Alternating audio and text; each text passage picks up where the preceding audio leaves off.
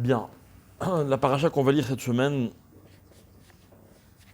va nous raconter le fameux épisode de la traversée de la mer Rouge. Et donc ça va être le point final de la sortie d'Égypte. Les bénis Israël sont sortis d'Égypte dans la paracha de la semaine d'avant, paracha de Bo. Et voilà que la Torah nous dit, Hachem parle à Moshe en lui disant, soyez prêts, voilà, je vais renforcer à nouveau le cœur de Paro, et il va essayer de vous retenir encore une fois. Donc vous connaissez l'histoire, Pharaon court après le peuple juif littéralement, et voilà que tout d'un coup, les Juifs se rendent compte qu'ils sont poursuivis, la mer est devant, les Égyptiens derrière, et la situation semble désespérée. Qu'est-ce qui se passe? La Torah dit,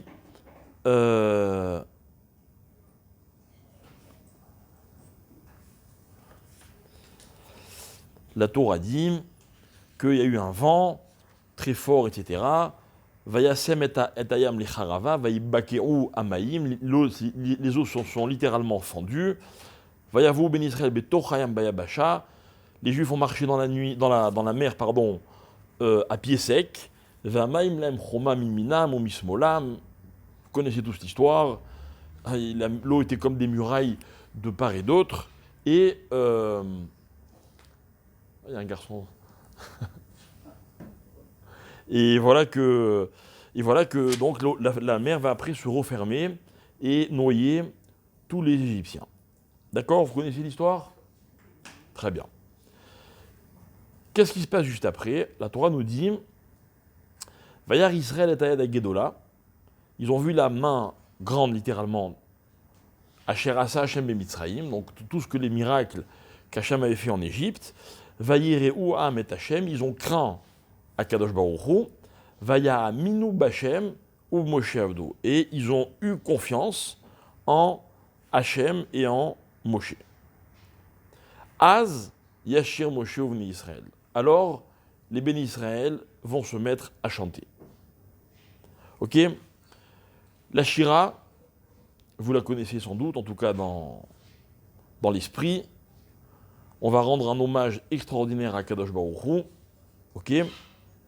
Et on n'a pas le temps d'étudier toute la Shira, c'est bien dommage, mais si vous avez du temps cette semaine, je vous le recommande d'étudier, au moins avec Rashi, les choses extraordinaires qui sont dites dans ces versets-là. Alors les Chachamim m'expliquent que ce chant que les bénis Israël ont entonné, ok, Ala Belibo chez Yashir Shira, d'accord, quand ils ont vu le Nes, littéralement dans leur cœur est montée une Shira. Alors je ne sais pas si vous réalisez, mais la Shira Tayam, elle fait quand même 19 versets, d'accord, enfin 18 exactement. Les bénis Israël chantent tous ensemble, d'accord, au singulier. Donc ils ont entonné le même chant. Ils n'avaient jamais préparé ce chant ensemble. Et pourtant, ils expriment tous les mêmes mots. Donc qu'est-ce que ça veut dire? Ça veut dire qu'en fait, c'est la situation qui suscite les mots qui vont être prononcés. D'accord? Imaginez que nous tous, là maintenant, on assiste à quelque chose d'exceptionnel. Quand on va le raconter, il y a de fortes chances pour que chacun raconte ce qu'il a vu à sa manière. Mais là, il se passe quelque chose d'unique. Tous les Juifs, tout le peuple, chantent exactement les mêmes mots, au même moment, peut-être même sur le même air, j'imagine, puisque on nous parle d'une chanson. Ok? Donc ça veut donc dire qu'il n'y avait rien d'autre à dire à ce moment-là que cette Shira que les bénis Israël ont entonnée tous ensemble. Cette Shira, elle est tellement importante que les Chachamim vont décidé de l'intégrer dans la prière de tous les jours. Il n'y a pas un jour, à part Tisha B'Av, on remplace la Shira, d'après certains minagim, par la paracha de Hazino, mais sinon tous les jours, on récite la Shira. Comme si on ne voulait surtout pas qu'on oublie la Shira.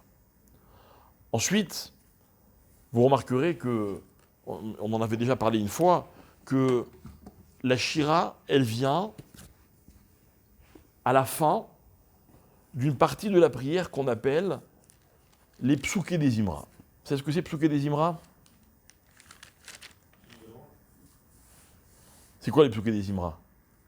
C'est tous les psukim, tous les, en l'occurrence, essentiellement sont des Tehillim, que l'on dit tous les matins avant la prière. Ok? C'est très important de les dire.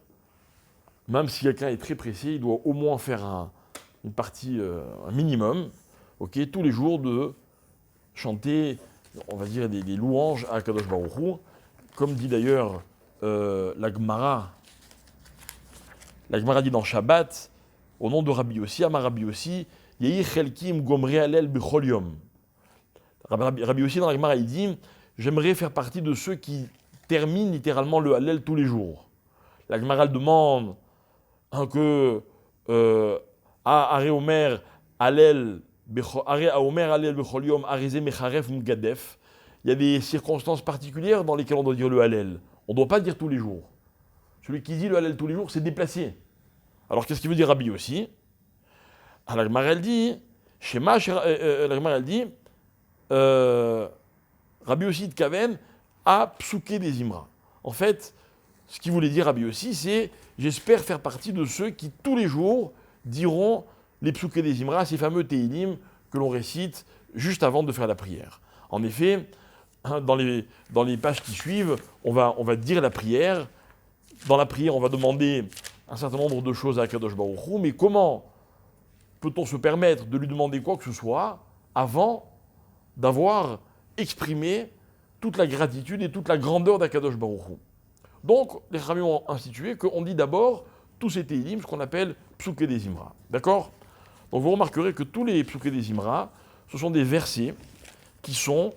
Alors au début, il y a quelques versets qui ne sont pas dans l'ordre, d'accord, dans le fameux texte de Yéhévod, et après c'est du psaume 145 jusqu'à la fin des Tehillim, jusqu'au psaume 150. D'accord? Ensuite, on redit d'autres versets, dans Divrei Yamim, dans Nehemia, dans le fameux texte de Vayevarer David, et après, on dit Vayosha Hashem Bayom Haou, Az Yashir Moshe. Donc tous les versets qui parlent qui précèdent, les deux versets qui précèdent la Shira dans la Torah, et après Shiratayam, Az Yashir Moshe. D'accord? La question que beaucoup se posent, c'est comment se fait-il que on dise les psouké des Imra dans le désordre? C'est-à-dire quoi dans le désordre? Qu'est-ce qui vient avant? Les versets de la Shira qui sont dans Shemot, ou bien les versets des Tehillim? Dans l'ordre chronologique. Shemot. La Shira après les Tehillim. Or vous savez que normalement, on doit toujours respecter l'ordre. Par exemple, quand vous rangez, vous empilez des livres de Torah chez vous. Hein? Faire attention. On ne met rien sur un chumash. On ne va pas mettre quelque chose d'autre sur un chumash qu'un livre de Torah. Ça, c'est même pas la peine que je vous le rappelle. D'accord? Mais même quand vous rangez des livres de Torah, vous avez un Tehillim, une Gemara, un livre, peu importe lequel, et un chumash, vous mettez toujours le chumash au-dessus. Même si les autres livres sont plus petits, et ça ne fait pas très ordonné de mettre un grand sur un petit, on ne met jamais quoi que ce soit au-dessus d'un chumash. Pourquoi? Parce que le chumash, c'est ce qu'il y a de plus chachouv. Quoi? Rien. Ouais. D'accord? Donc, on se demande comment se fait-il que dans l'ordre de la prière, on dit d'abord les versets des Tehillim, et après on dit la Shira. C'est pas logique. On aurait dû commencer par la Shira, parce que c'est dans la Torah. Et le reste est dans Nevim et Ketuvim. Vous avez compris la question? Vous l'avez jamais posée? Non. Non, on voulait rapprocher la Shira au maximum De la Midaï, je sais pas. Pourquoi? On va se découvrir dans le prophète. prêt dans la tefila, donc dire des choses, des trucs qui sont moins importants pour être entre guillemets prêt avec la caméra pour dire des trucs plus importants. C'est une préparation. Alors c'est pas mal comme l'idée n'est pas mauvaise, mais c'est pas comme ça qu'on fait d'après la halakha. D'après la halakha, on ne peut pas se permettre de dire des choses dans le désordre. D'accord? Et alors la vraie raison, c'est comme tu as dit, mais plus précisément. Peut-être mettre le sheva en même temps. Comment? Smith sheva, la sheva. Quel shevach à quel shevach? Sheva. T'avais bien commencé. Alors je vais vous dire ce que dit le Rambam.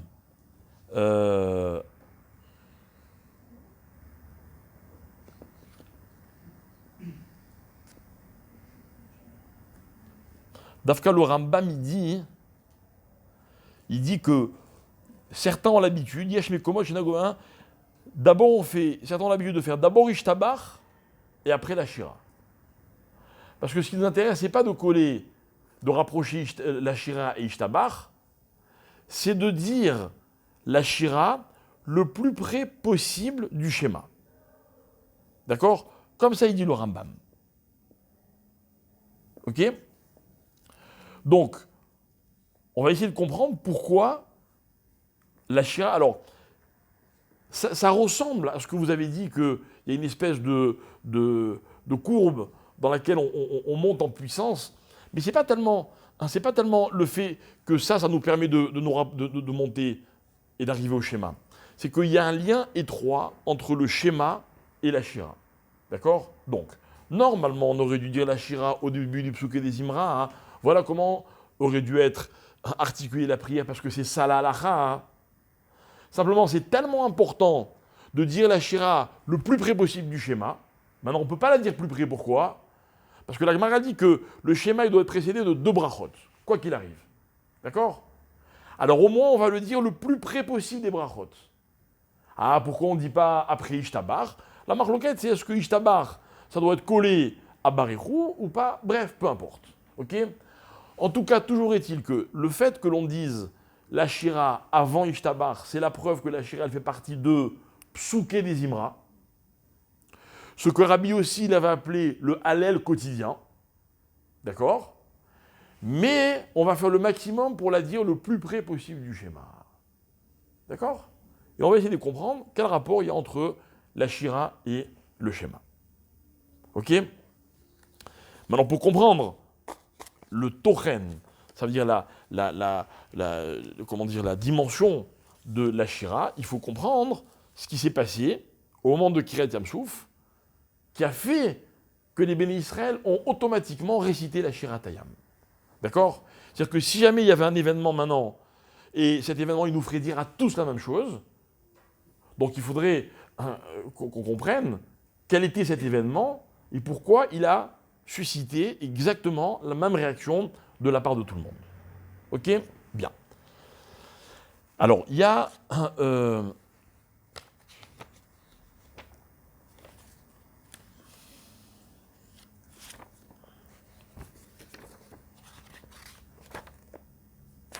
voilà.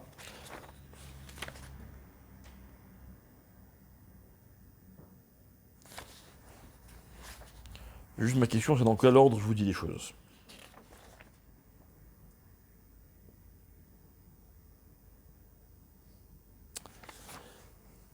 Il y a un texte qui nous enseigne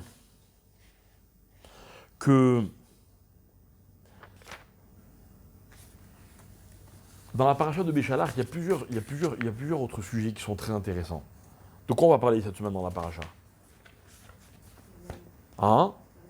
La manne, il a fait. La manne.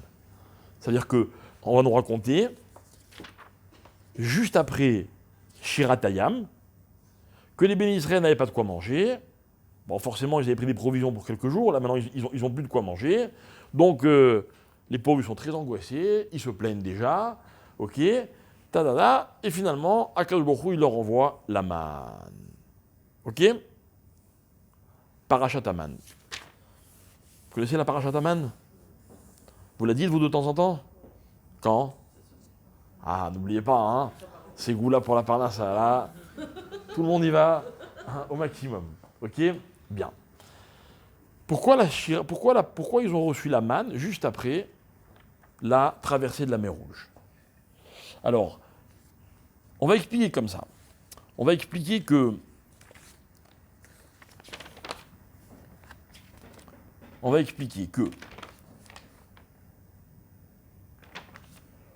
comme ça il dit le Ramban. Le Ramban il dit que la raison pour laquelle, ce qui a fait que les bénis Israël ont mérité d'avoir la manne, c'est parce qu'au moment de l'ouverture de la mer Rouge, donc de Kriyat Yam-Souf, ok, ils ont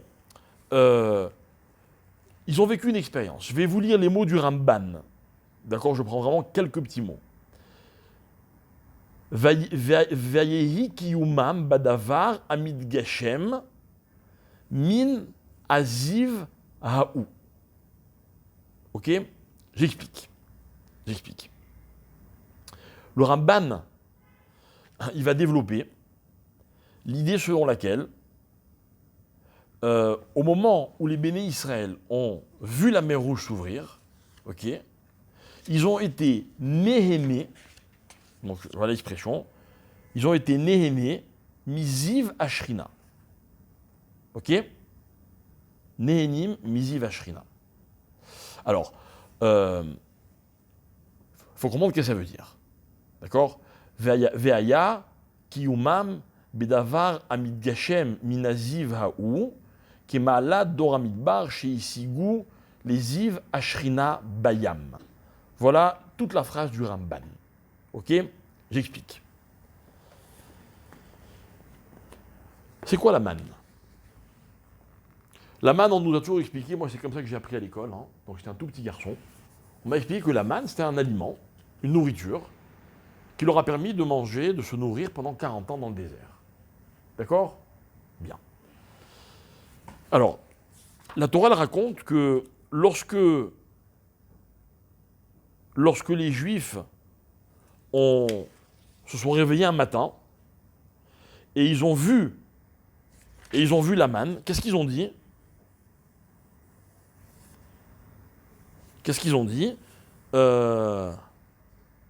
Vaïr ou béné Israël, les Juifs ont vu Vayomu Ishalachi, ils se sont dit l'un à l'autre, Manhu.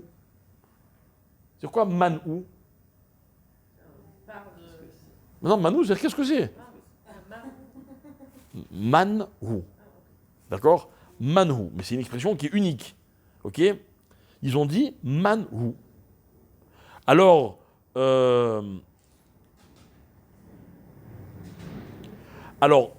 on a appelé.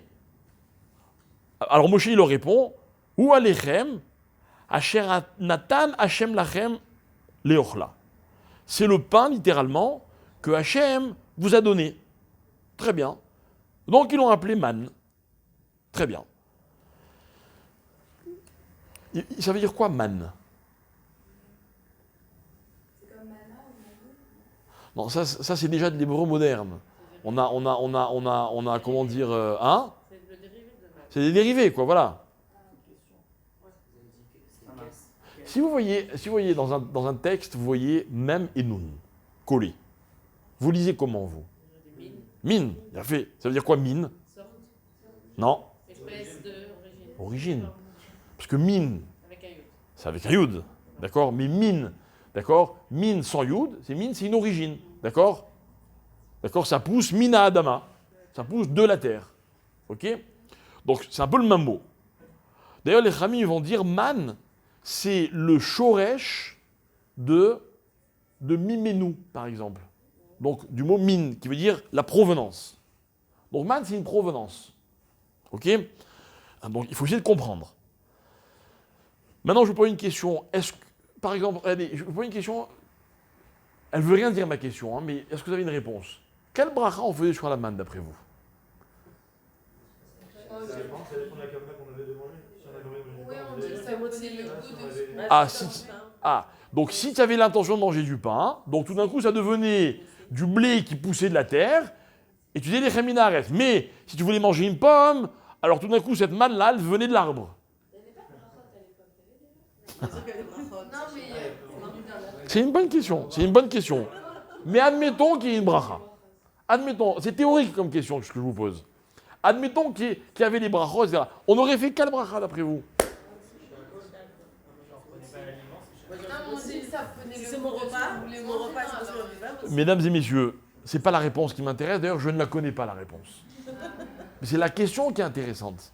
C'est-à-dire que ma question, c'est quel type d'aliment c'est, quoi? Ben, je crois qu'il n'y a pas de bracha. Enfin, il devait y avoir, s'il y avait une bracha, c'est une bracha spéciale. Non, parce que c'est intéressant. D'où vient la manne? Alors, c'est ça un aliment? Alors, c'est pas un aliment. Vous comprenez? Ma question, c'est que si il y a lieu de se demander quel bracha on fait, c'est parce que réellement, c'est pas un aliment. Et pourtant, ils l'ont mangé, donc ça les a alimentés, nourris, pendant 40 ans. Accordez-moi, c'est très particulier. Ce qui me fait dire que, en fait, c'est pas un aliment physique. C'est autre chose. C'est autre chose. En plus, vous vous rappelez l'histoire, celui qui était tzaddik était devant sa tente, celui qui n'était pas tzaddik, il fallait qu'il marche, celui qui l'a ramassé, qui gardait pour le lendemain, ça pourrissait, etc. C'est vraiment une dimension qui n'a rien à voir avec les aliments tels que nous les connaissons. Donc on est complètement dans autre chose. D'accord? Bien. Je reviens au Ramban. Le Ramban, il explique que on a mérité la manne parce qu'au moment de Kriyat Yam-Souf, on a été néhéné Miziv Ashrina. Comment traduire cette chose-là? Non, néné, c'est facile. Tout le monde sait ce que c'est qu'il fait. Ça, j'ai pas besoin de vous traduire. Profitez. Ziv. Shrina, c'est la présence d'Hachem. Ziv. C'est-à-dire quoi, Ziv? Non. Ziv, c'est pas un souffle. Ok? Ziv, c'est comme un espèce de rayon, ou de rayonnement, ou de quelque chose qui brille, vous voyez. Ils ont profité d'une espèce de lumière, et en fait, cette lumière, c'était la Shrina. D'accord? Maintenant, écoutez bien. Si tout d'un coup, là maintenant, là dans cette synagogue, à l'instant où je vous parle, tout d'un coup, il y avait le Ziv Ashrina qui apparaissait. Ok? Est-ce qu'on serait néhéné? Ne me répondez pas, soyez gentil. D'accord? C'est une question. C'est une réflexion. Est-ce qu'on pourrait avoir une ana'a, c'est-à-dire est-ce qu'on pourrait avoir un profit, un plaisir de ce rayonnement de la présence d'Akadosh Baruch Hu? Alors je vais vous dire, peut-être, certainement, peut-être pas ici parce qu'il n'y a que des tzadikim, mais c'est certain que dans le monde, il y a des gens qui profiteraient, qui jouiraient de cette chose-là, et d'autres non. D'autres non. Vous voyez, c'est un petit peu comme, imaginez que maintenant je vous fasse un super shiur de Torah, mais vraiment magnifique. D'accord? Alors, il y aurait des gens qui en profiteraient parce qu'ils savent apprécier cette chose-là, mais si vous faites venir des gens qui n'ont rien à voir avec la Torah, peut-être admettons des non-juifs, ils ne peuvent pas apprécier. On ne peut pas dire qu'ils vont être nés. Ok? Maintenant, ce que le Ramban il raconte, en s'appuyant sur des textes, la Gemara, etc., c'est que, en fait, le mérite, la grandeur du peuple juif au moment où ils ont vu la mer s'ouvrir, c'est qu'ils ont été capables, ils étaient à la hauteur d'être nés du rayonnement de la Shrina, de la présence d'Akadosh Baruch Hu. Ok? Écoutez bien. La Gemara, dans Brachot, elle pose une question. Qu'est-ce qu'on mange dans le Olam Haba? Qu'est-ce qu'on mange dans le monde futur? La Gemara, elle répond, Olam Haba, enbo, lo achila, velo shtia. D'accord? Écoutez bien. Et là, tzadikim yoshvim ve'atarotehem beroshehem. Les tzadikim, ils sont assis dans le Olam Haba. Sur la tête, ils ont leur couronne. Ok? Ve'em nehenim miziv ashrina. Et ils jouissent, ils profitent de Ziv Ashrina. Alors c'est intéressant. Pourquoi on avait besoin de se demander d'abord qu'est-ce qu'on mange dans le Olam Haba? pour me répondre qu'on est né de Ziv Ashrina. En fait, ce mahalar, ce développement-là, vient nous apprendre que, on fait une comparaison, de la même manière que dans le monde présent, terrestre, on est né de Achila et Shtia, c'est-à-dire on jouit de ce qu'on mange et ce qu'on boit, d'accord ? C'est-à-dire que ça nous apporte quelque chose. Ainsi, dans le Olam Haba, les tzadikim, ils ont la même Hana'a, parce qu'on compare les deux, ils ont la même Hana'a, mais dans une autre dimension, de quoi ? De Ziv Ashrina. Donc en quelque sorte, c'est comme si la Gemara nous disait que ce qui nourrit les tzadikim dans le monde futur, c'est Ziv Ashrina. Mais attention, Ziv Ashrina, c'est réservé pour les tzadikim qui sont couronnés dans le monde futur. Pourquoi ? Parce que les autres, ils ne peuvent pas être nés de ça. Donc ça ne va pas les nourrir. Ça ne va pas les nourrir. D'accord, Kaviachol, si je devais prendre une espèce d'exemple, je dirais, c'est comme si vous adorez un plat, d'accord ? D'accord, vous aimez beaucoup, par exemple, le steak frites, vous adorez, d'accord ? Maintenant, vous prenez un petit bébé qui est né il y a une semaine, vous lui donnez un steak avec des frites, il ne va pas être né. Au contraire. Au contraire, c'est dangereux pour lui. Pourquoi ? Parce qu'il n'est pas capable, même physiquement, d'être né de cette chose-là. Donc vous voyez, mes chers amis, c'est intéressant, hein, entre petites parenthèses comme ça, c'est qu'en fait, le plaisir, la jouissance, c'est une dimension dans la vie. Quelle dimension ? C'est que pas toutes les personnes ont le même niveau, donc pas toutes les personnes ne jouissent des mêmes choses. Dites-moi ce qui vous fait plaisir, et je saurai qui vous êtes. C'est intéressant comme réflexion. C'est quoi un tzaddik ? Un tzaddik, c'est quelqu'un qui est assis dans le monde futur et qui est capable d'être né de Ziv Ashrina. Ça le nourrit. Ça remplace Achila et Shtia.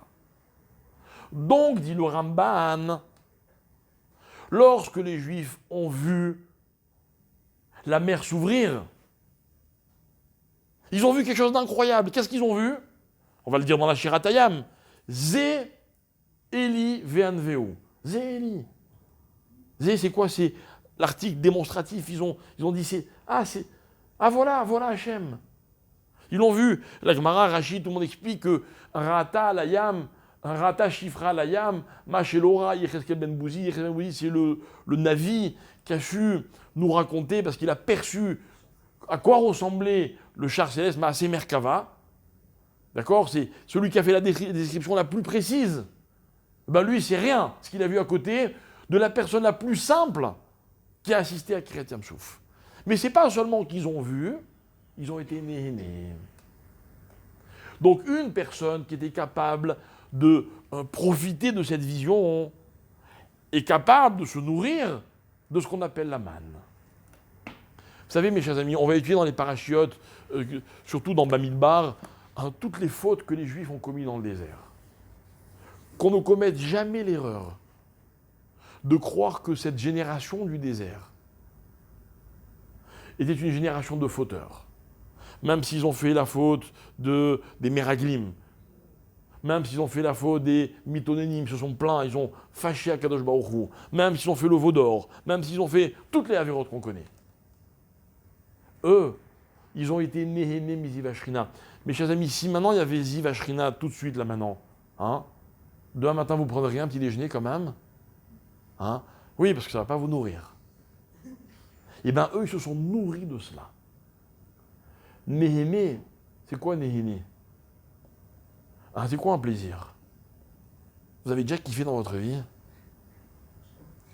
Quand on kiffe, mes chers amis, vraiment la vraie Anna dans la vie, c'est quand, au moment où on ressent cette sensation, on n'a besoin de rien d'autre. On n'a besoin de rien d'autre. Je vous donne un exemple. Un très bel exemple. De l'antithèse de la Hana. La belle, la vraie Hana. Vous savez ce que c'est l'antithèse de la Hana ? C'est le kavod. Pourquoi je dis ça ? Parce que quand quelqu'un jouit d'un kavod, au moment où il est en train d'en jouir, d'en profiter, et il aimerait en avoir encore plus. Il aimerait avoir encore plus de kavod. Le kavod, c'est quand, par exemple, on vous fait des honneurs, d'accord, mais vous vous retournez pour voir si tout le monde a bien vu. Parce que ça ne suffit pas, ceux qui sont là autour de vous. Non, vous voulez savoir si... D'accord ? Fais-moi une photo. Et envoie-la pour que tout le monde la voie. Hein. Mais c'est ça la caractéristique du kavod. Le kavod, c'est une fausse hana'a, c'est un faux plaisir. La nourriture, c'est un faux plaisir. Parce que quand on est là, on a une belle table, on veut manger, on fait un kiff, hein. On veut goûter de ça, et de ça, et de ça, et de ça. Et où sont les... Ah, il n'y en a pas. J'adore quand mon kidou, ils disent, il n'y a pas de... Non, il n'y a pas. C'est-à-dire qu'ils sont vraiment venus pour être aimés, vous voyez. Ça, c'est l'antithèse de Hana. Terrible. Vous allez en vacances, vous kiffez. Vraiment, vous kiffez. Les vacances se terminent, ça y est, c'est fini. Dommage. Vous venez de gâcher toute la Hana dont vous avez bénéficié pendant les vacances. Une vraie Hana, mes amis, un vrai plaisir, ça me remplit. J'ai besoin de rien d'autre. À vous de voir après maintenant qu'est-ce qui est un vrai plaisir dans vos vies et qu'est-ce qui n'est pas un vrai plaisir. Ok ? Alors, par exemple, un shiur de Torah, c'est un vrai plaisir. Parce que quand ça se termine, on est content. Hein, bande de faillots. Ok ? Une vraie Hana, ça me suffit. Je n'ai pas besoin de plus. Ok ? Alors, les béné Israël, ils ont été nés de Ziv Ashrina. Voilà, mes amis, l'expérience de Kiryat Yam-Souf. D'accord ? Bien.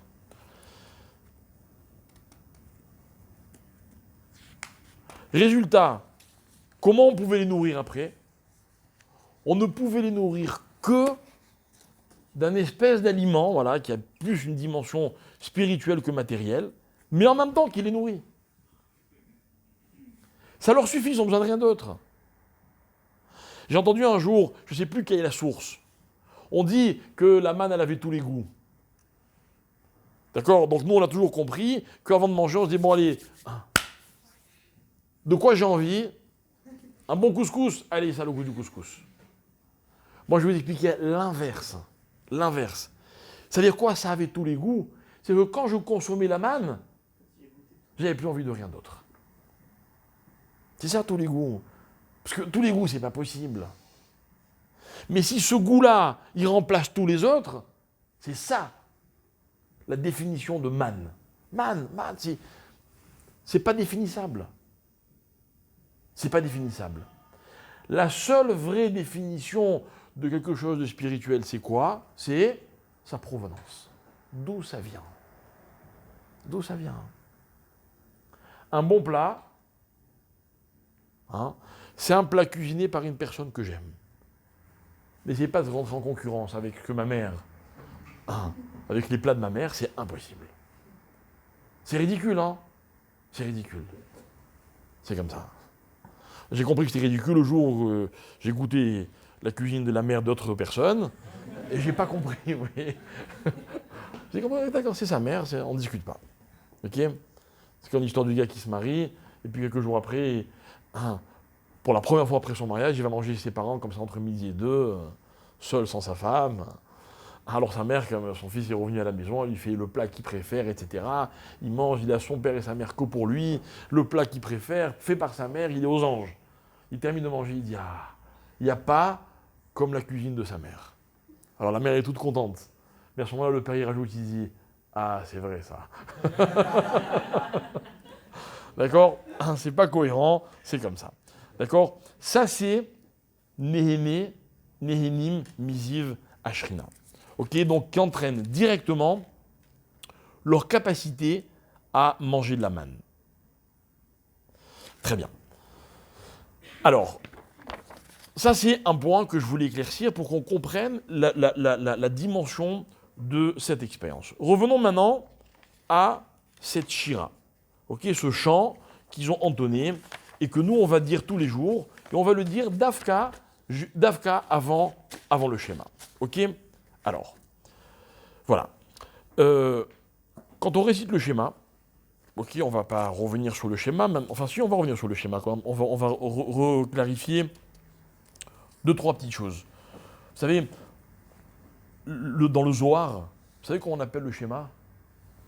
Très intéressant. On appelle le schéma la prière assise. Tzloté des Meyushav. En araméen, tzloté c'est la prière, des Meyushav c'est assis. Parce qu'il y a une tzloté, il y a une tfila qu'on fait assis, et une tfila qu'on fait debout. Schéma et Amida. Et en fait, les deux ont la même importance.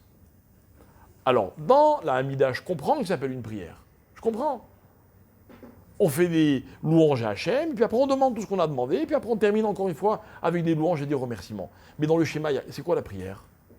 C'est quoi la prière? Alors écoutez bien, on va illustrer un peu le schéma, d'accord? On va expliquer le schéma de la façon suivante. Il y a une Mishnah qui est super connue, ok? Pourquoi elle est connue? Parce que on la trouve au tout début de Pirkei Avot. Qu'est-ce qui a marqué au début de Pirkei Avot? On nous raconte la provenance de la Torah, Moshe qui donne la Torah, qui reçoit la Torah du Sinaï, qui la donne à Yoshua, etc., etc. Deuxième enseignement. Ok? Deuxième enseignement. On avait parlé de cette Mishnah, la deuxième Mishnah de Avot. Elle a une particularité, cette Mishnah. Elle dit comme ça, Shimon HaTzadik Ayami Shiare Knesset Agdola. D'accord, c'était un des derniers rescapés de Knesset Agdola, cette fameuse assemblée, les gens de la grande assemblée, ok? Ou Aya Omer, il disait. Et là, dans cette Mishnah, deuxième Mishnah de Avot, écoutez bien, c'est la première fois dans l'histoire qu'on nous donne un enseignement au nom d'une personne. C'était jamais arrivé. Jamais. Tout ce qu'on savait, Moshe, il reçoit du Sinaï, il enseigne à Yehoshua, qui enseigne aux anciens, qui enseigne aux prophètes, qui enseigne aux gens de la grande assemblée. On n'a jamais entendu une halakha à propos de laquelle on a dit Moshe a enseigné que. Non, Moshe ne faisait que répercuter la Torah qu'il avait reçue du Sinaï. Yehoshua ne faisait que répéter ce que Moshe lui avait enseigné. Les Ékénim, pareil, etc. Et voilà que pour la première fois dans l'histoire, là on rentre dans ce qu'on appelle Torah chez Baal P, la Torah orale, ça veut dire transmise d'un homme pour un homme. Le premier qui parle, c'est Shimon HaTzadik. Pas n'importe qui, Shimon HaTzadik. Vous savez qu'il est enterré juste là, à quelques mètres. D'accord? Il faut aller le voir. Shimon HaTzadik, qu'est-ce qu'il disait? Al-Shlosha Devarim Haolam Omed. Le monde repose sur 3 fondements, 3 choses, 3 Amoudim. C'est quoi des Amoudim? Des piliers. Haolam Omed, d'accord? Omed Amoudim. Et il repose sur ces 3 piliers. C'est quoi les 3 piliers? Torah, Avoda, Gemilut Chasadim. Ok? Torah. Avoda, c'est quoi la Avoda? Éventuellement. C'est une explication. On va voir. Gemilut Chasadim, donc c'est Dieu, Torah. Avoda, mon travail personnel. Gemilut Chasadim, mon rapport avec les autres. Voilà sur quoi le monde tient. Tous les jours de ma vie, je dois me demander, est-ce que je me suis positionné par rapport à Torah, par rapport à Avoda et par rapport à Gemilut Chasadim? Est-ce que je me suis positionné par rapport à Hachem? Est-ce que j'ai fourni ce que j'étais censé fournir à titre individuel, Avoda?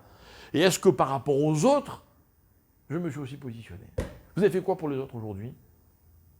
Posez-vous tous les soirs la question avant d'aller dormir. Et sinon, si vous n'avez pas la réponse, n'allez pas dormir. Hein. Ah ben non, la journée ne peut pas se terminer. Le monde risque de se basculer. S'il n'y a que 2 pieds, le monde tombe. D'accord?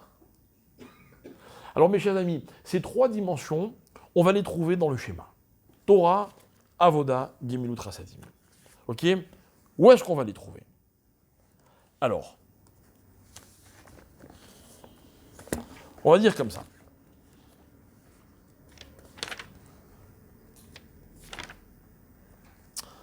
Euh,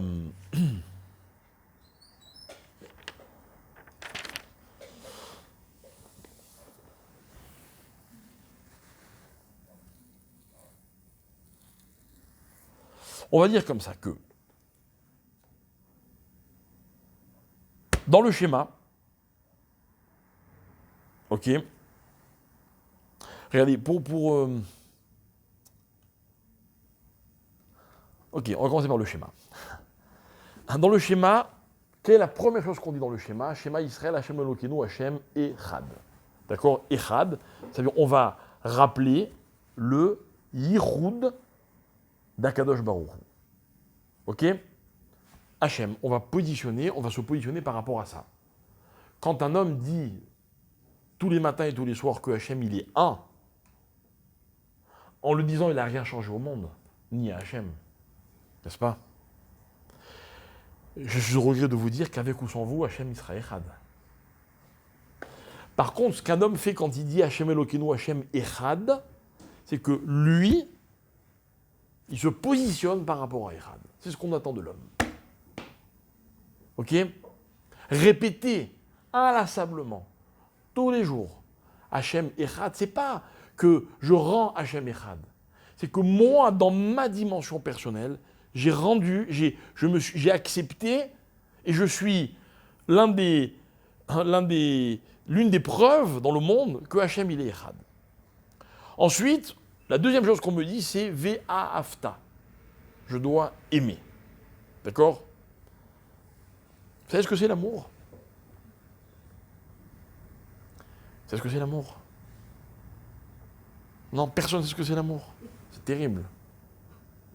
Non, c'est vrai. Sincèrement, mes amis, on en parle souvent dans nos cours de l'amour. Hein? Vous connaissez ma théorie sur l'amour. Que c'est pas indispensable, que c'est pas essentiel. Vous aimez pas, n'est-ce pas? Vous avez souvent un autre avis sur ce que c'est que l'amour. Alors dites-moi ce que c'est que l'amour. C'est quoi aimer quelqu'un? Vous savez quoi? Je vais la poser un peu différemment, la question. À quoi ça sert?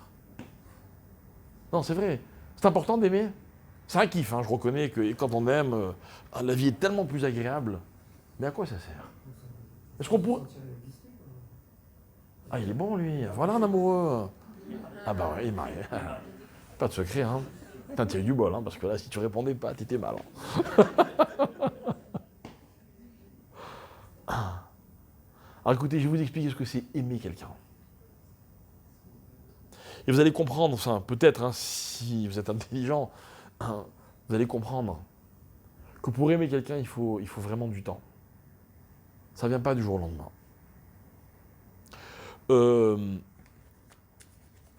Ne soyez jamais victime de l'amour. Genre ça vous est tombé dessus comme ça, paf, non. Nul. Nul, ça veut rien dire. Je ne sais pas comment ça s'appelle, mais ça ne va pas de l'amour. Vous savez ce que c'est aimer quelqu'un? J'aime quelqu'un, vraiment. J'aime quelqu'un. Quand mon existence, elle dépend de lui. J'ai le sentiment que j'existe parce que cette personne, elle existe. Moi, je vous ai toujours dit que parmi les choses dans ma vie pour lesquelles je suis très exigeant, il y a aussi l'amour. Moi, je recommande de ne pas être médiocre en amour. Maintenant, aimer quelqu'un, hein, c'est pas forcément le trouver beau, ou intelligent, ou le meilleur du monde, ou lui donner tout ce qu'il veut, ou recevoir de cette personne ce que j'ai envie de recevoir. C'est beaucoup plus que ça, l'amour. L'amour, c'est quand vous avez avec une personne une relation tellement forte, tellement vraie, tellement entière, que vous avez la conviction que sans cette personne, votre existence ne serait pas ce qu'elle est. Et je vais vous donner une preuve. Une preuve difficile. J'aimerais que personne ne la comprenne cette preuve, parce que pour la comprendre, il faut l'avoir vécue. Mais cette preuve, elle corrobore exactement ce que je vais vous faire comprendre. Ma preuve, c'est que quand dans la vie, on a la douleur de perdre une personne que l'on aime. Vous savez ce qui est difficile? C'est de se dire, je l'aime, elle n'est plus là, et il faut que j'agisse quand même. Et quand on perd une personne qu'on aime, on prend de plein fouet le fait que on pensait que sans lui, sans cette personne, on ne pouvait pas exister. Eh bien, on est obligé d'exister. Et c'est ça la douleur. Et c'est là qu'on réalise à quel point on aime une personne. Comment je vais faire pour continuer d'exister alors que cette personne n'existe plus? C'est possible. Dieu, il a fait plein de cadeaux à l'homme, par exemple l'oubli. Par exemple, il nous a donné la possibilité d'aimer plusieurs personnes. Mais aimer, ça ne peut pas être moins que ça, vous comprenez? Moi, je vous donne un exemple, je reçois souvent des couples, mariés depuis pas très longtemps, vous voyez. Et puis ils sont là, ça ne marche pas, il y a plein de tensions, il y a des conflits, etc. Et ils vous disent, vous comprenez, en fait, j'ai pas de sentiments, enfin ils vous le disent pas comme ça, hein, ils n'osent pas l'avouer, ils n'osent pas se l'avouer, quoi. Mais moi je connais le problème, ils ne s'aiment pas. C'est normal. Parce qu'il faut beaucoup de temps pour réaliser que mon existence dépend de l'autre. Mais attention, le jour où ça arrive. Bref. Ve'afta, la Torah, elle me donne une mitzvah. Je dois aimer Hachem. C'est quoi cette mitzvah? Comment je peux aimer un Hachem que j'ai jamais vu, qui ressemble à rien de ce que je connais? Comment me situer par rapport à lui? Eh bien, cette mitzvah-là, c'est ça. C'est que, mes chers amis, dans la vie, un jour, quand on avance spirituellement, il faut être capable, c'est une obligation. C'est un challenge, vous voyez. Il faut être capable un jour de réaliser que sans Hachem, je ne pourrais pas exister. Mais pas que grâce à lui, je respire, je me lève, je marche. Non, ok, tout ça, il suffit de croire en Dieu pour l'admettre. Non, c'est plus que ça. C'est que si j'aimais pas Hachem, mon existence, elle ne serait pas ce qu'elle est. Voilà.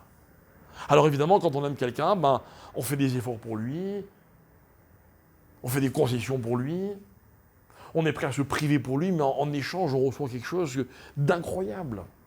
On reçoit une force, une énergie, une joie de vivre. Mais pour ça, il faut faire ce travail qui consiste à aimer. Donc d'abord, on est Meyached à Kadosh Baruch Hu, on rappelle l'unité d'Hachem. Ensuite, on crée cette relation, Ve'afta, on l'aime. Ok. Et après, qu'est-ce qu'on parle de quoi on parle juste après? Prenons le texte. Ok.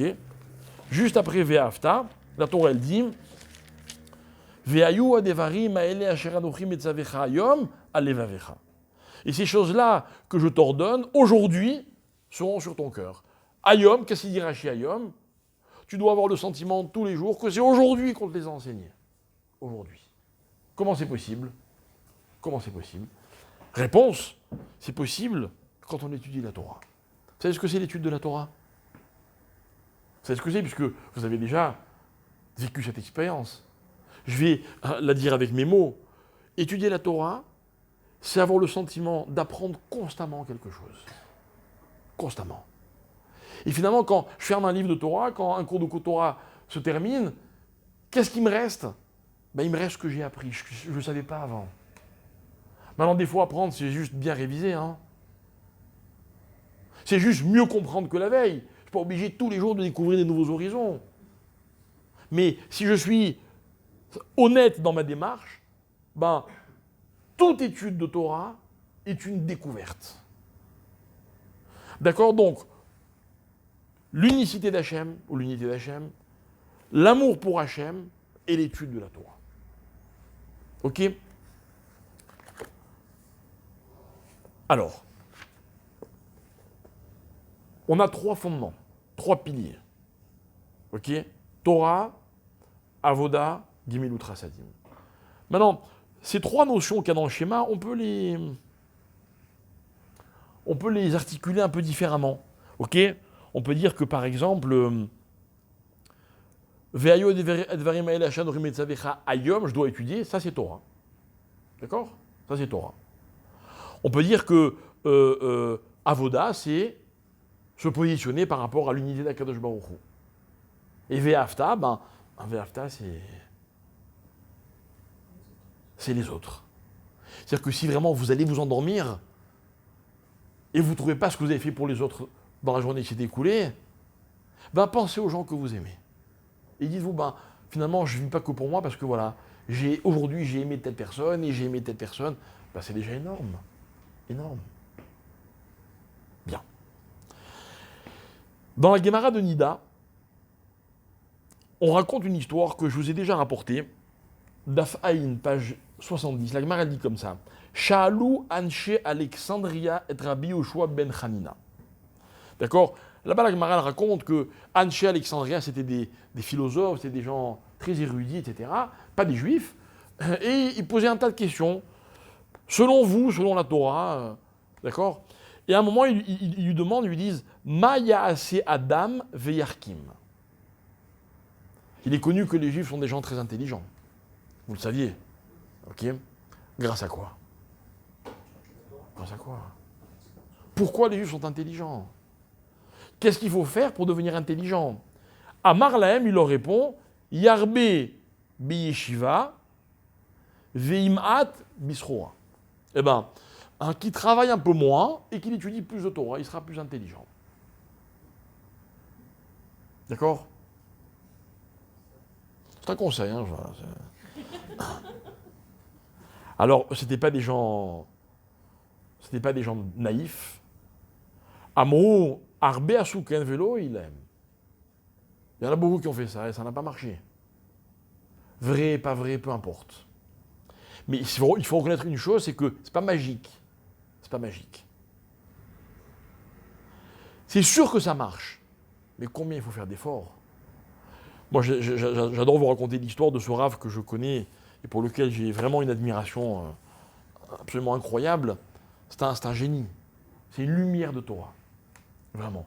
J'ai eu l'occasion de parler avec lui des dizaines de fois et chaque fois, je me rends compte de l'étendue de ce qu'il connaît et de la compréhension qu'il a des choses. Il m'est arrivé de lui poser des questions dans tous les domaines. Dans tous les domaines.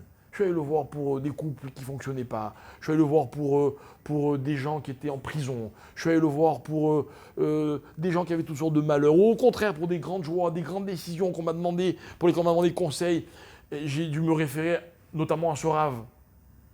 Je ne veux pas vous dire son nom parce que j'ai peur que l'histoire que je vous raconte, elle soit mal comprise. Un jour, j'ai croisé un ami à lui, qui a son âge. Et il m'a raconté une histoire incroyable.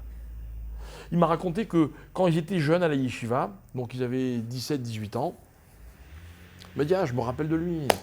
On étudiait dans la même yeshiva à Beit Vegan à Kol Torah. Et il m'a dit, oh là là, il ne comprenait rien. Il ne comprenait rien. Il était bouché. Vraiment, c'est-à-dire que vraiment, il n'arrivait pas, quoi. Il n'arrivait pas. Il dit, mais un jour, il nous a dépassés à tous. Je dis, comment il a fait? Il m'a dit, c'est très simple. Nous, on étudiait, on faisait le cours de Guémara, puis après on révisait, avec nos Chavrotot, etc. Très bien, on avait le sentiment qu'on avait bien compris les choses, etc. On étudiait jusqu'à peu importe quelle heure le soir. Ok? Et puis après, on allait dormir. Et lui, il n'allait pas dormir. Tant qu'il n'avait pas compris, il répétait, et il répétait. Il me dit combien de fois on l'a trouvé le matin, en allant à la prière, encore assis devant sa Guémara, à essayer de comprendre. Il ne lâchait pas. Il allait voir l'un, il allait voir l'autre. Tu peux m'expliquer, tu peux me répéter. Et un jour, il a dépassé tout le monde. Ça, c'est juste pour ceux qui douteraient que la Torah rend intelligent. Mais eux, ils ont besoin d'un moyen un peu plus rapide, vous voyez. Avant l'heure de la technologie, de l'immédiateté, eux, ils veulent un moyen pour aller plus vite. Alors ils disent, beaucoup ont tenté, ça n'a pas marché. Alors il leur répond, Yevakshu rachamim, mimi she'arochma shelo. Il dit, qui prie, qui demande à Hachem. C'est lui qui détient l'intelligence. Ça veut dire qu'il faut prier pour l'intelligence. Vous priez pour l'intelligence? Aïe, aïe, aïe. Hein? Ah, quand même. J'avais peur que vous ne l'ayez pas remarqué. La première chose qu'on demande dans la Mida, c'est Ata, Chonen, les Adam, Dat. C'est incroyable. Avant la santé, avant la Parnassa, avant la Téchou, avant tout. Hachem, donne-nous l'intelligence. L'intelligence. Comme je le disais la semaine dernière, on a d'abord une très belle leçon d'humilité. Celui qui se croit suffisamment intelligent pour ne pas la demander, c'est un cas désespéré. Chez nous, qui que l'on soit, on demande l'intelligence. On sait qu'elle vient d'Hachem. C'est un cadeau. C'est un cadeau. Donc on demande l'intelligence. Donc, regardez bien. C'est quoi l'enseignement de Rabbi Yoshua ben Hanania? Rabbi Yoshua, il leur explique, il leur dit, vous comprenez, dans le monde, il y a trois piliers. Les deux premiers, c'est Torah et Avoda. Mais l'un sans l'autre, ça ne peut pas fonctionner. Torah, c'est étudier la Torah, et Avoda, c'est prier. Celui qui croit qu'il peut étudier, comprendre la Torah sans prier, et qui dit, tiens, je vais faire que Torah, moi. Mais il n'a pas compris. Il n'arrivera jamais. Ça veut dire que même la Torah, pour que ça puisse marcher, j'ai besoin de faire une avoda. Il faut les deux. Ça veut dire qu'en fait, c'est quoi? Regardez, on dit par exemple dans la prière tous les matins, dans les brachot, même si vous dites que ça le matin, vous dites Ve'arevna, Hachem Elokeinu. Et fais en sorte, Hachem, que ce soit agréable pour nous, et d'ivrei Torah Techa, les paroles de ta Torah. C'est très beau comme prière. Malheureusement, on les dit un peu vite, les brachot, le matin. Mais on demande à Hachem, Hachem, fais-nous encore ce cadeau, que la Torah soit agréable pour nous. Béfis-nous, ou Béfifiot Amecha, Bet Israël, dans notre bouche, dans celle de tout le peuple juif. C'est vrai. C'est vrai, moi je vais vous dire quelque chose. Moi, l'une des plus grandes tristesses que j'ai par rapport au peuple juif, vous savez ce que c'est? C'est qu'il y a tellement de juifs pour lesquels la Torah n'est pas agréable. Quand vous leur dites Torah, religion, ça les braque. Ils n'arrivent pas à en profiter. Ils n'ont aucune jouissance, aucune arévoute. Arévoute, c'est agréable de la Torah. Alors on prie pour eux, on prie pour nous, on prie pour eux. Et après on dit, et fait en sorte, nous, nos enfants et nos petits-enfants. Parce que quand il y a 3 générations dans une famille de Torah, la Torah, elle ne disparaît plus jamais de cette famille. Donc qu'est-ce qu'on demande pour nous et nos enfants? Qu'on soit tous, Kulanu, Yod'e Torah, Yod'e Shemecha, Velomde Torah Techa. C'est quoi Yod'e Shemecha? Connaître le nom d'Hachem. Connaître le nom d'Hachem, c'est énorme. Velomde Torah Techa Lishma. Et les Chamim, ils expliquent, ils disent, Yod'e Shemecha, Velomde Torah Techa, c'est Torah et Avoda. Torah, c'est l'homme des Torah, il faut s'asseoir et étudier. Yod'e Shemecha, connaître le nom d'Hachem, c'est quoi? C'est un travail. C'est une avoda. Mais j'ai besoin qu'Hachem y m'aide. Donc, vous voyez, je prie, en priant, je connais mieux Hachem, et en lui demandant, je vais mieux comprendre la Torah. On ne prie pas pour le chesed, vous avez remarqué? On ne prie pas pour le chesed. Parce que le chesed, ça ne dépend que de l'homme. Le chesed, on va moins en parler ce soir. Vous savez pourquoi? Parce que celui qui ne fait pas de chesed, il est le seul responsable. Si quelqu'un ne comprend pas la Torah, je peux dire, pas de sa faute. Si quelqu'un ne découvre pas Hachem, c'est un manque de bol. Il n'a pas eu la chance. Il y a tellement de gens qui n'ont pas eu la chance de connaître Dieu. On ne leur en veut pas. Il y a un moussag, il y a un concept qu'on appelle Tinok Shenishba. C'est quoi Tinok Shenishba? C'est un enfant qui n'a jamais eu l'occasion de découvrir Hachem. On ne peut pas comprendre. Prenez un juif qui vient d'un milieu où on n'a jamais enseigné la Torah. Comment voulez-vous qu'il comprenne? Il ne peut pas comprendre. Moi, j'ai croisé des fois des gens. Un jour, j'avais donné un cours. C'était à des Israéliens, à Tel Aviv. D'accord? Et on m'avait averti, on m'a dit attention, ils sont très loin. Ok, je pensais que je savais ce que ça voulait dire très loin. Je l'ai découvert ce soir-là. J'ai découvert. Des gens qui m'ont dit, mais non, on n'est pas juifs, nous. On est israéliens, ça n'a rien à voir. Tout ce que tu nous racontes là, on n'a rien à voir. À un moment, on a parlé de Kippour, on ne fait pas Kippour. À un moment, on a parlé de la Brit Mila. Il y avait des couples avec des enfants, hein. Ils m'ont dit, non, on fait pas la Brit Mila. Incroyable. Pour moi, c'était un choc. Un choc. C'est-à-dire que on a discuté un moment, le débat était très très houleux. Hein. Il me disait clairement, tout ce que tu nous racontes, c'est des ch'touillottes. C'est des bêtises. Mais comment tu peux croire à une histoire Adam, Abraham? C'est quoi tes ch'touillottes? Ah, Charlemagne, Louis XIV, ou je sais pas qui y croit, ça, c'est pas des bêtises. Maintenant, c'était très très très pénible. Hein. Très pénible. Je vous dis la vérité, je ne m'étais jamais senti... Vous êtes d'une gentillesse. Non, mais c'est vrai, quoi. Sur la base, on est d'accord. Franchement, à un moment du cours, à un moment, j'étais un peu découragé. Je dis, bon, vraiment, j'ai perdu ma soirée. Je me rappelle, ma femme était avec moi. Elle m'a dit, au milieu du cours, je vais partir, quoi. C'était terrible. Terrible. D'accord? Et ben, un mois après, la personne qui avait organisé le cours me rappelle, mais tu veux pas revenir? J'ai dit d'accord. Ils étaient tous là. Et les plus virulents étaient assis au premier rang. Ah, c'était incroyable. J'avais envie, je mourais d'envie de dire, mais ce que vous foutez là? Et ils sont revenus. Beau, hein? C'est pas moi, c'est la Torah. Et un an après, jour pour jour, j'avais déjà raconté cette histoire. Ici, là, mon bureau, il était dans cette petite pièce qui est là-haut. À l'époque, je reçois un coup de fil. Il y avait pendant le cours, les deux cours, hein, il y avait devant moi, au premier rang, là, il y avait un couple, d'accord, qui était très très pénible. Je vais dire pourquoi il était très pénible. D'abord, bon, la fille était très mal habillée, mais très mal habillée, pénible pour un rabbin. Vous voyez, pour d'autres, peut-être c'est pas pénible, pour moi, c'est très pénible.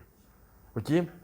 Et en plus, ils étaient assis un à côté de l'autre, enfin, ou un sur l'autre, je sais plus très bien, mais c'était insupportable. C'était honteux, gênant, vraiment, c'était désagréable, quoi. Bon, je voulais faire. Un an après, je reçois un coup de fil. Allô, shalom, Korim Likar Vekar, je m'appelle un. Voilà, je ne sais pas si tu te rappelles de moi. J'étais au cours qui était organisé il y a un an chez machin, etc. Et tout de suite, je comprends que c'est lui. Je sais pas comment j'ai compris. Ouais, tu te rappelles, j'étais avec ma copine et tout. Ah oui, oui, oui. On a besoin d'un conseil. De zougiout. Problème de couple. Je lui dis, vous êtes mariés? Il me dit non. Bon. Je dis alors, évidemment, on voudrait venir te voir à Jérusalem. On aimerait que tu nous donnes un conseil. Il dit, je t'embarque chez moi. Juste un rabbin, ils ont trouvé. Avec l'attitude qu'ils avaient face à moi. Et ils sont venus ici. On a discuté pendant 1 heure. Et ils m'ont amené un cadeau pour me remercier. Hein. Une bouteille de vin. Il y avait marqué l'eau cachère en gros dessus. Mais regardez comment ils étaient loin. Loin. Mais chers amis, c'est une chance de connaître Hachem. Il y a des gens qui n'ont pas cette chance. On ne peut pas leur en vouloir. Ils ne connaissent pas. Ils ne connaissent pas. N'empêche que après 2 cours de Torah, ils se sont dit, tiens, peut-être que lui, il peut nous aider. D'accord? Bien. Alors, ça c'est le schéma. Le schéma, on peut l'articuler de cette façon-là. Ok? Bien. Maintenant, ce que moi je veux qu'on comprenne de tout ce que je viens d'expliquer, c'est qu'en fait, dans le monde, enfin, dans l'histoire qu'on est en train de raconter, il y a une espèce de mahalar. Ok, le mahalar, c'est quoi? C'est quoi le déroulement des choses? C'est que il y a tout ce qui se passe, la sortie d'Égypte, l'ouverture de la mer Rouge, tout ça, c'est pourquoi, on l'a déjà expliqué plusieurs fois dans nos cours, le but, c'est d'arriver au don de la Torah. Or, c'est quoi le don de la Torah? Le don de la Torah, c'est Matan Torah, mais c'est aussi Kabbalat Torah. D'accord? C'est-à-dire que Dieu donne la Torah, les Juifs reçoivent la Torah. Donc, il y a et Torah et Avoda. Vous comprenez? La Torah, c'est ce qu'on reçoit, ou plutôt ce qu'on nous donne. La Avoda, c'est de recevoir la Torah. C'est un travail. Et pour ça, ça passe également par la prière. Par la prière. Donc, nous, ce qui nous intéresse, c'est de comprendre que tout ça, mes chers amis, tout ça, c'est une et même expérience qui repose sur cette règle que nous a donnée Shimon Hatzadik, qui s'appelle Al-Shlosha Devarim Haolam Omed. Ok? Le monde tient sur 3 choses. Maintenant, mes amis, regardez, hein, je vais juste... Tout ce que je vous dis, c'est pour illustrer l'idée de laquelle on est parti.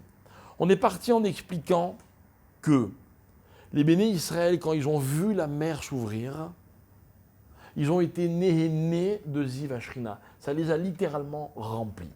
D'accord? Ils en ont tiré une vraie jouissance. Hein, cette vraie jouissance va les amener à la manne. La manne va leur permettre de recevoir la Torah. Ok? Ce que je veux dire, c'est que quand on va se poser la question de savoir, par rapport à Torah et à Avoda, hein, où est-ce qu'on se situe? Ben, la réponse, elle est là. Quand on est capable d'être né, ça veut dire de tirer du profit, d'avoir une vraie jouissance, un vrai plaisir de Torah et de Avoda, ok? Alors, ça veut dire que on a accompli Torah et on a accompli Avoda. Vous priez de temps en temps? Oui. Ok, très bien. Ma question, elle est un peu plus intime. Est-ce que, quand vous priez, vous êtes content de prier? Est-ce que vous aimez prier? Vous savez, dans cette synagogue, on a une caractéristique qui est très critiquée. On prie relativement lentement. Lentement, vraiment. Hein. Le matin, on commence au dos à 8h moins quart. On n'est jamais dehors avant 9h moins quart. Quand la sphère Torah, c'est un petit 9h, c'est pas très rapide. Hein. Bah, il y a plus long. Hein. Et moi, plus la fois, on m'a dit, mais...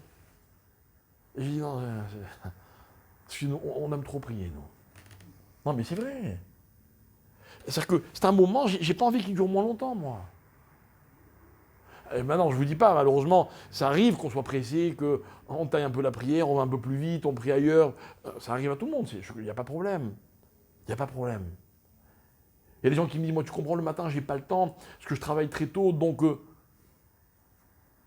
je leur demande pas, mais j'aimerais bien leur demander. Et si tu te levais un peu plus tôt, tu pourrais mieux prier.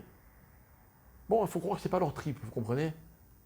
Mais mes chers amis, l'indice d'une bonne tefila, c'est quoi? C'est est-ce que quand j'ai prié, j'ai été né. Né, ça ne veut pas dire de j'aime ces airs. Ça passe aussi par des airs ou par ce que vous voulez. Ok? Mais être né, c'est apprécier, c'est aimer cette expérience. Mes chers amis, dans la vie, il y a des expériences, ça ne s'explique pas. Quand vous les avez vécues, vous avez fait un kiff. Il y en a d'autres, non. Ça ne se commande pas. Il y a ce que vous aimez, ce que vous n'aimez pas.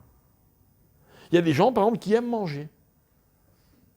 Moi, j'ai un copain, à chaque fois je lui fais remarquer, mais c'est très marrant, il chante tout le temps quand il mange. Il mange. Il fait un kiff. N'importe quoi, peu importe ce qu'il mange. Il y a des gens, non, ils mangent que, machin, ils vont manger n'importe quoi sur le pouce, etc. Ça leur pose aucun problème, ils mangent pour se nourrir. Ok? Il y a des gens qui font du sport parce que leur médecin leur a dit qu'ils ont du cholestérol, qu'ils ont de la tension. Mais c'est une galère, quoi, les malheureux dès qu'ils peuvent. Il y a des tas de choses qu'on fait tout au long de notre vie, ça ne veut pas dire qu'on les aime.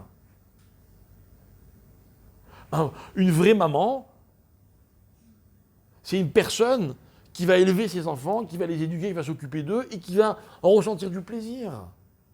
Attention, je condamne personne. Hein. Je connais des mamans qui vous disent « Ah non, moi tu comprends, je ne peux pas faire que m'occuper de mes enfants, il faut que j'existe. » Et d'autres qui vous disent « Ah non, mais moi, j'ai besoin de rien d'autre pour exister. » Chacun son truc. Il y a des gens qui étudient la Torah, quand ils étudient la Torah, ils n'ont pas d'autre bonheur que celui-là dans le monde. Je connais des gens qui ont besoin de rien d'autre. Ils n'ont pas besoin de vacances, ils n'ont pas besoin de faire de tourisme, ils n'ont pas besoin de rien. Laissez-les étudier la Torah. C'est leur plus grand plaisir. Il y a des gens, leur plaisir, c'est d'être avec leur mari ou leur femme, passer du temps. Ok, vous comprenez? Chacun, il a son plaisir. Maintenant, on sait qu'on est en phase avec une expérience quand on est né de l'expérience. C'est-à-dire que vous comprenez, mes chers amis, que l'existence même du plaisir, elle a une fonction. Quelle est cette fonction? C'est que le plaisir, c'est l'indice que j'ai vraiment vécu une expérience. Voilà. Voilà à quoi ça sert le plaisir. Et qu'on ne me dise pas que dans la Torah, on ne sait pas ce que c'est le plaisir. Qu'on ne me le dise pas, surtout pas. Un jour, on m'a demandé de faire un cours sur le couple. D'accord? C'est très vague comme sujet, hein. C'est tout ce qu'il y a à dire sur le couple. Je me suis dit, bon, j'ai 1 heure, j'ai un message. Voilà celui qui choisit. Le plaisir dans le couple. Et j'ai démontré par A plus B que le génie de la Torah, quand la Torah fait du mariage une mitzvah, c'est parce que c'est peut-être l'expérience de la vie qui donne le plus de plaisir. Et croyez-moi ou pas, un plaisir de chaque instant. De chaque instant. Passer du temps avec sa femme, moi je suis un homme, c'est un plaisir. Aider sa femme, c'est un plaisir. Se disputer avec elle, c'est un plaisir. J'adore. Mais c'est vrai. C'est vrai. Il y a des gens seuls et malheureux, ils n'ont personne avec qui discuter. Évidemment, ce n'est pas une dispute dans laquelle on se déchire et on se détruit, au contraire. C'est une discussion. On est d'accord, on n'est pas d'accord. C'est qu'on en attend de quelque chose mutuellement. Ça fait partie de cette expérience de la vie. Mais dans tout, il faut qu'il y ait du plaisir. Parce que le plaisir, c'est un indice. Alors, le Rambam, il va résumer l'expérience de Kiryat Yam-Souf, ce miracle absolu. C'est vrai, il n'y a pas d'événement plus miraculeux dans l'histoire du peuple juif que Kiryat Yam-Souf. Comment il va décrire cette expérience? Nehenim Miziv Ashrina, c'est incroyable. Ils ont eu du plaisir.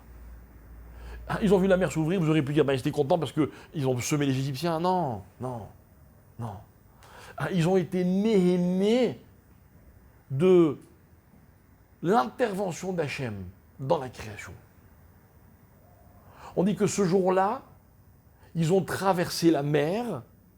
Pourquoi on emploie le mot traverser? Pourquoi on emploie le mot traverser? Parce qu'ils ont laissé tout le reste du monde de l'autre côté. Abraham, on l'appelle Abraham ivri, il était sur l'autre berge. C'était différent des autres. Et même le peuple juif, il est devenu différent, qu'on ne se trompe pas quand ils ont reçu la Torah, quand ils ont traversé la mer Rouge. Parce que ce jour-là, ils ont vu Hachem et ils ont eu une vraie anaa.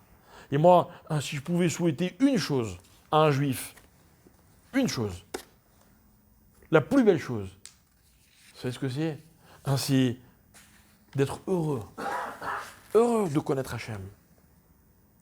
Je me rappelle il y a longtemps, lorsque en 1987, mon père avait été nommé grand rabbin de France. Il avait, dans une des interviews qu'il avait données à un journal, qui n'était pas un journal juif, on lui avait demandé, c'est quoi votre mission? Et il avait dit, et je me rappelle, ils avaient mis ça en titre dans le journal. Il avait dit, ma mission, c'est d'expliquer à ma communauté le bonheur d'être juif. Le bonheur. Vous avez dit ça, vous avez tout dit. Tout dit. Moi, je vais vous dire quelque chose. Je ne sais pas comment mes shurim sont compris ou perçus ou appréciés. Je ne me pose pas la question tous les jours parce que des fois, ça pourrait me démoraliser. Ok, mais je vais vous dire quelque chose. Quand je suis heureux d'avoir donné un cours, je suis sûr que mon message il est passé. Parce qu'on ne peut pas rester insensible au bonheur. Un bonheur, ça se partage. Un bonheur, c'est contagieux beaucoup plus que n'importe quel autre virus. On ne peut pas le contenir, celui-là. D'accord? Et un bonheur, pour un juif, c'est d'être juif. De se dire, j'ai 3 moudim, j'ai Hachem, j'ai Avoda, comment moi je me positionne par rapport à ça, et j'ai les autres. Les autres, c'est-à-dire tout simplement les aimer.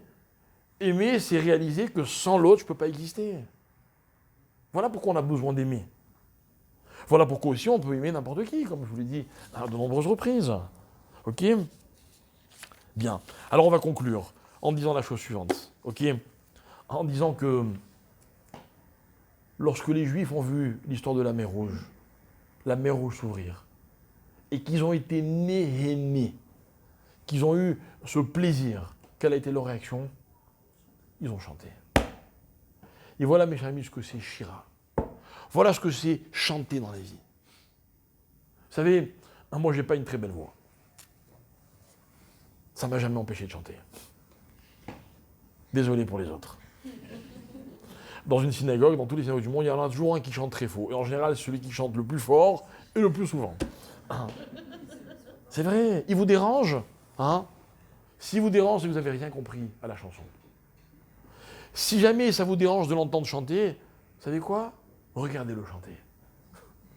Mais c'est vrai. Parce que la chanson, c'est beaucoup plus qu'une mélodie. Beaucoup plus qu'une mélodie. La chanson, c'est l'expression qui dépasse les mots. Quand vous voyez les mots de la Shira, vous la voyez pas, la mélodie, n'est-ce pas? Vous la voyez pas. Ça veut dire qu'elle n'est pas attachée aux mots, parce qu'elle les dépasse de loin. Alors tout d'un coup, quand dans une synagogue, vous arrivez, j'espère que vous arrivez avant, vous entendez « Ah, Yashir Moshe », tout le monde qui chante. Rappelez-vous que c'est ce qui s'est passé au moment où les Juifs, ils ont vécu l'expérience du plaisir de rencontrer un Kadosh Baruch Hu. Et voilà pourquoi les Chachamim ont institué que cette Shira doit être récitée tous les jours dans la prière. Parce que si un Juif ne chante pas, ça veut peut-être dire que finalement, il ne ressent aucun plaisir d'être Juif. Alors pourquoi celle-là? Parce que celle-là, c'est celle qu'ont exprimé tous les Juifs au même moment, de la même manière, en assistant à une même expérience. C'est-à-dire que le plaisir était le même pour tout le monde. Vous voyez un plat, ça peut susciter des opinions différentes. N'importe quel plaisir physique qui peut être vécu différemment. Celui-là, Zivashrina, c'est le même que celui que ressentent les tzadikim dans le Gan Eden, dans l'Olam Haba.